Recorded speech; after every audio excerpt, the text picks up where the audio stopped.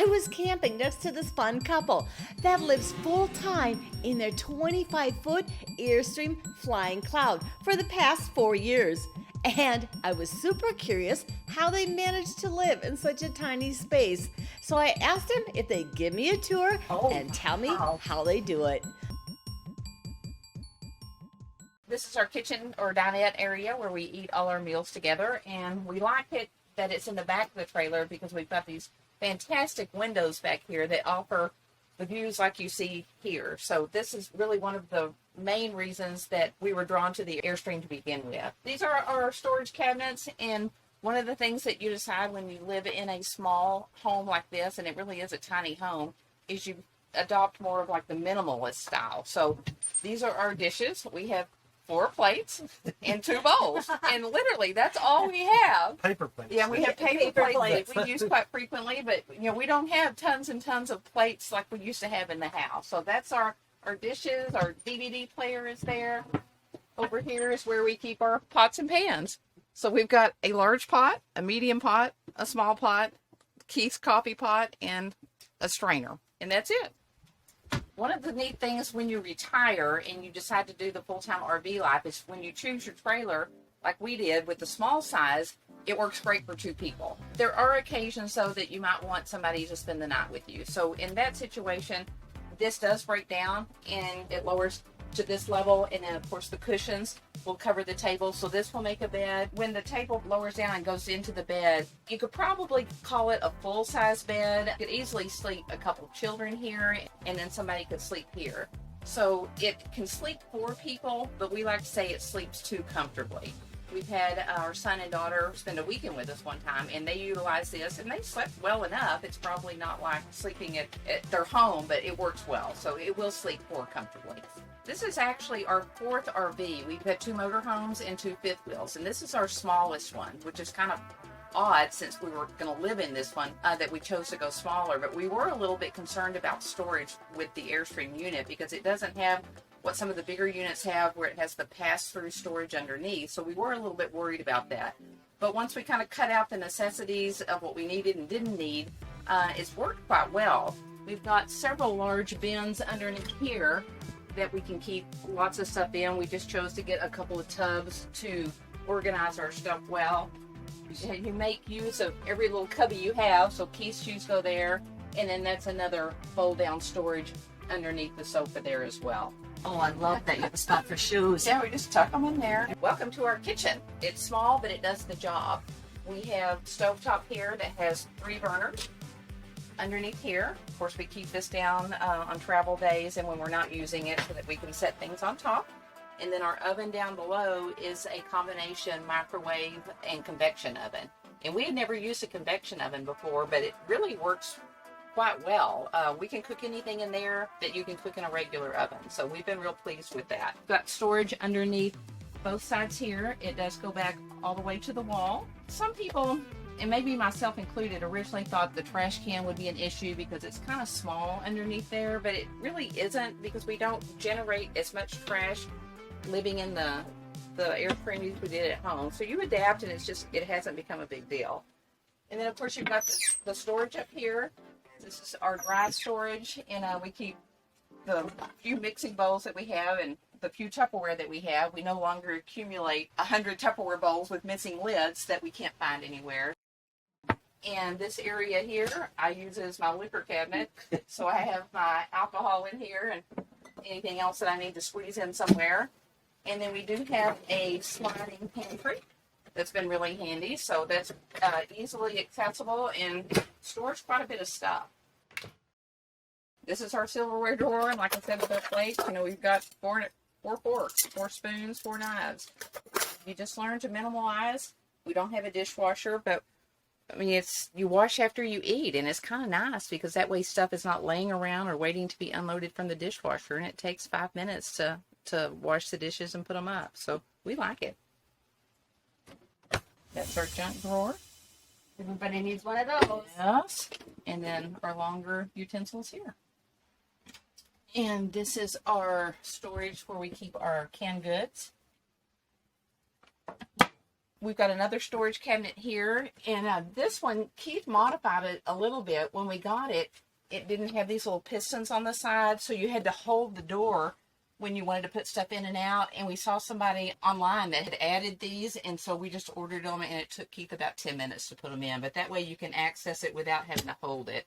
And then, of course, your standard RV refrigerator and freezer. It's smaller than what you would have in your house, but you learn to live with it, and it works just fine for us. We've got one more storage in the front part of the trailer that we haven't looked at yet, and it's underneath the refrigerator. And this is where we just keep, you know, our Swiffer that we use to do the floors, and clothespins if we need to hang stuff outside. But, that's a nice little small area that you can tuck some small things in.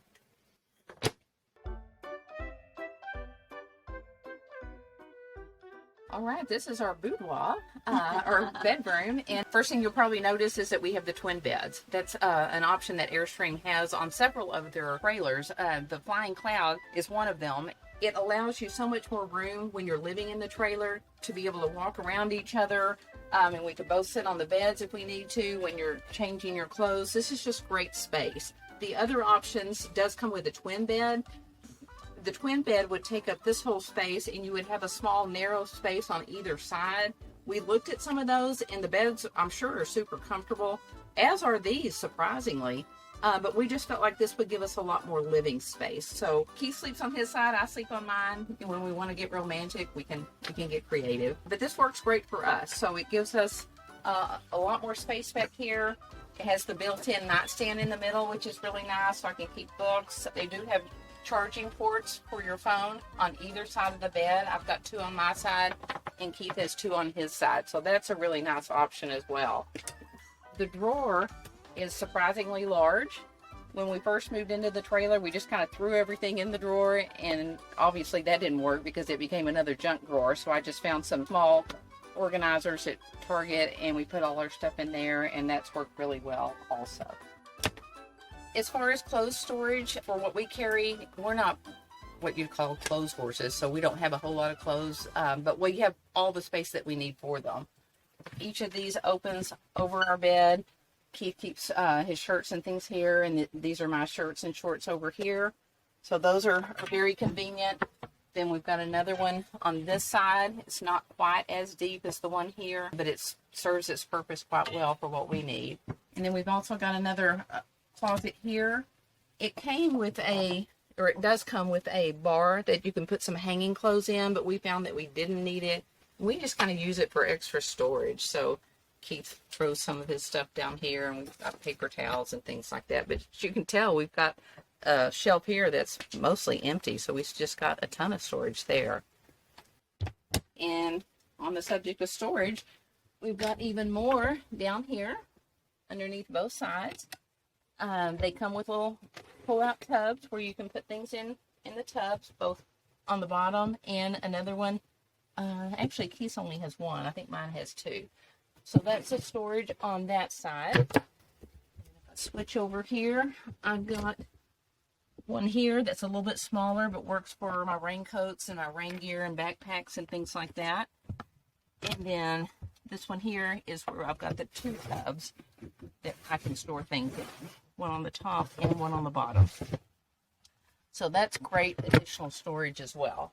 One of the things that we enjoy about this unit is it came with 2 roof AC units. It's called the Texas package. If you've ever been to Texas, you'll know why it's named that. But they've got one unit on the front of the trailer and one on the back. It's all centrally ducted, so it's not as loud as some of the trailers that have the roof ACs on them, but it will keep you very cold. You can run them both at the same time or alternate so they go back and forth, or just one at a time, just whatever your needs are.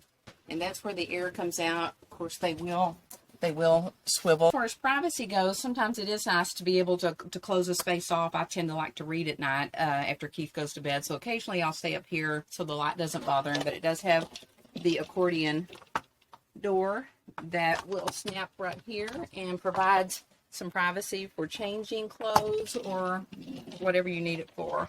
We actually have one here, and then there's one up here too if you want additional privacy in the bathroom area.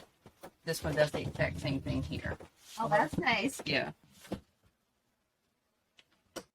All right, and this is our tallest closet that we have in the trailer. And this is where we keep our coats or anything that needs to be hung, which we don't have a whole lot of clothes there. But it goes back pretty far. I mean, that's probably a good 3 feet or so, with a shelf up here that you can put some things there.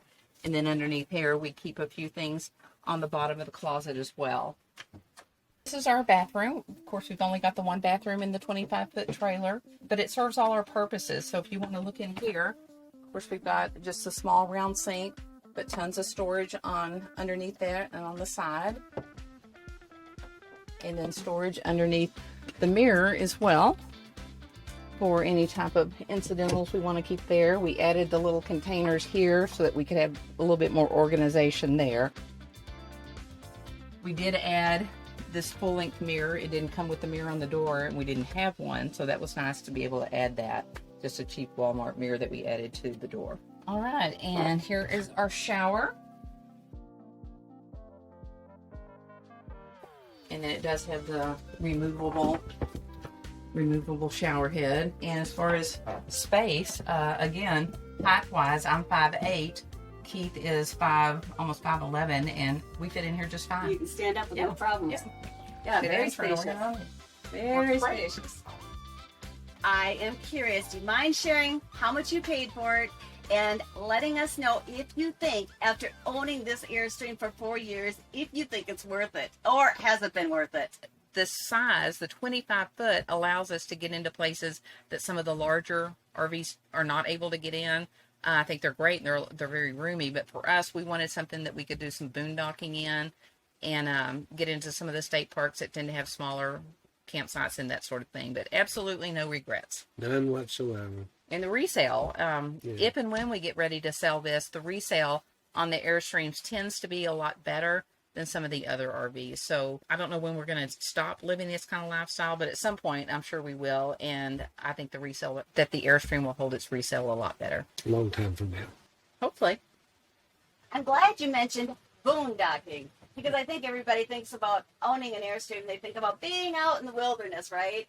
And so I think talking about the sizes of tanks, or the tank sizes in this Airstream Flying Cloud, is really important. Tank sizes, 40 gallons fresh, 40 gallons gray, 40 gallons black.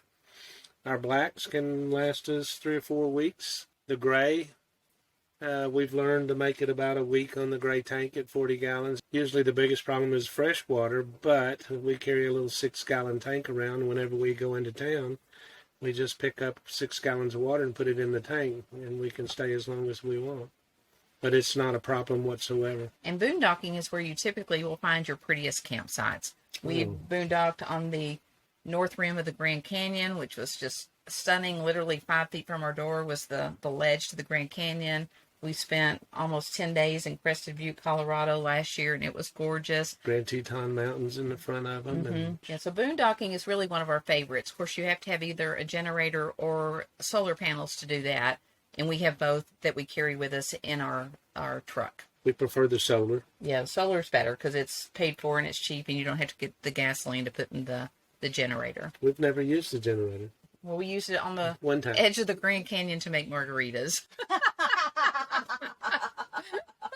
So are the solar panels on top of the roof? When we decided to add solar to our trailer, a lot of people add them to the roof of the trailer, which is probably great, and I know people have done it and they're very happy with it.